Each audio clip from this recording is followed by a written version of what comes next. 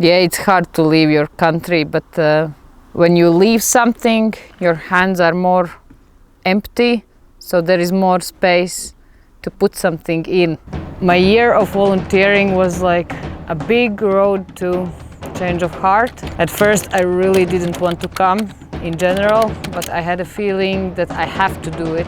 I came here for 2 months, then I decided to stay, and now I will work in Viat, so I don't know when or if I'm going back to Latvia. Like I gave this, and now I have like this full hands of amazing people. I have brothers here, I have sisters. We like English with Elizabete. Yes! Yes! So much love and so much Slovak language. Najljepše je slova po slovenski, užasný. Nobody can take it away from me. Ahojte, ja som Elizabete, som dobrovoľnička z Lotyšska. Mám 30 rokov.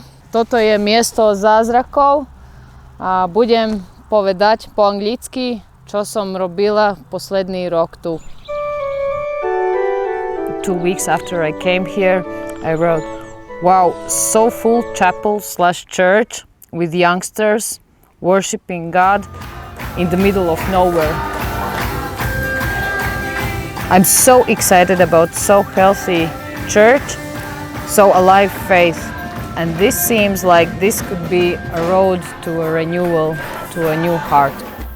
So this is Trstena. We are up on the hill named Bubenik, and here we can see all Trstena. It's such a small town. Here are 7,000 inhabitants in whole Trstena, and this is my favorite place in the whole town. I come here very often to just for a walk and just to sit.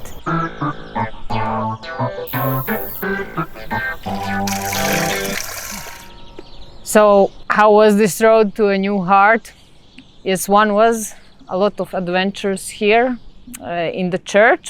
I like to see how people are serving with all their hearts, that they allow themselves to be the hands of God. They really do everything for other people, and they did a lot also for me. And then the other way was through my volunteering activities. I went every Wednesday to charity, which is a retirement house for old people.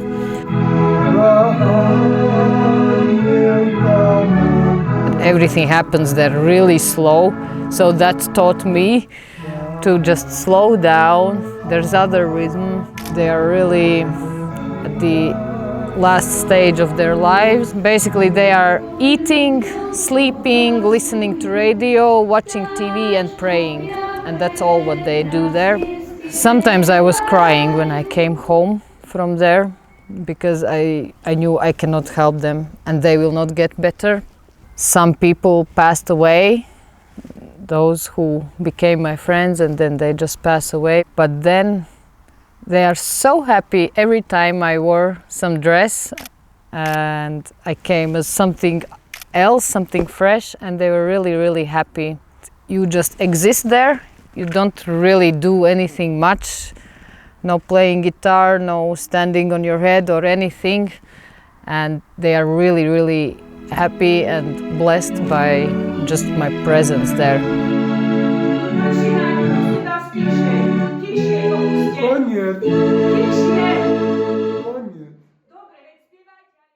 The other part was going to school. My goal was to build the class more as a team.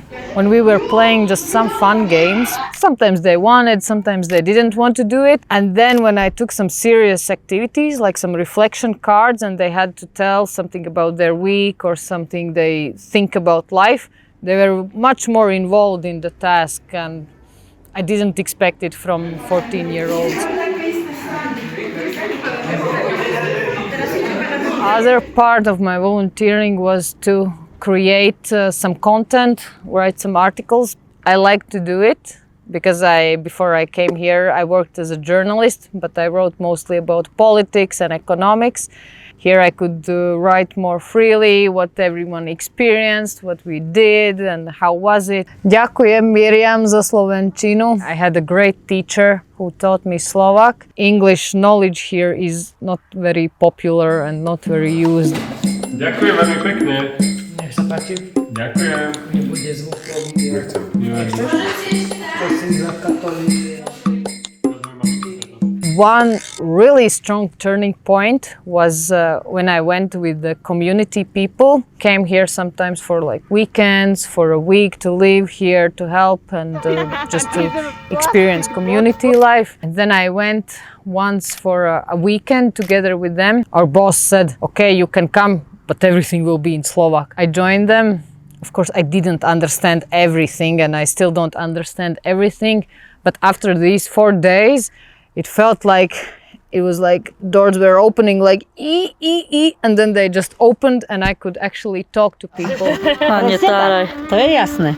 A lot of people have mindset, I was born in Orava, I live in Orava, I will die in Orava. A lot of things are really strong in culture. And for example, the way they are folding the blankets, they do it everywhere the same way. Eating exactly the same soup on Sunday, everywhere, the same soup. It doesn't matter, I was in Košice or in Bratislava or in Orava, everywhere is the same soup. Then the big part of my volunteering was organizing an exchange in my dear home country, Latvia.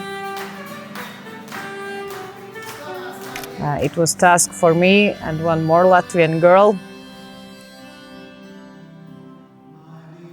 And it was really challenging, but it was really, really beautiful.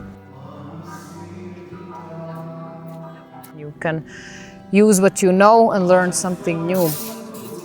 It's hard when somebody just gives you some big tasks, but it's such a great feeling when people trust you with big tasks. I think throughout all the volunteering, this was something that I really lived through.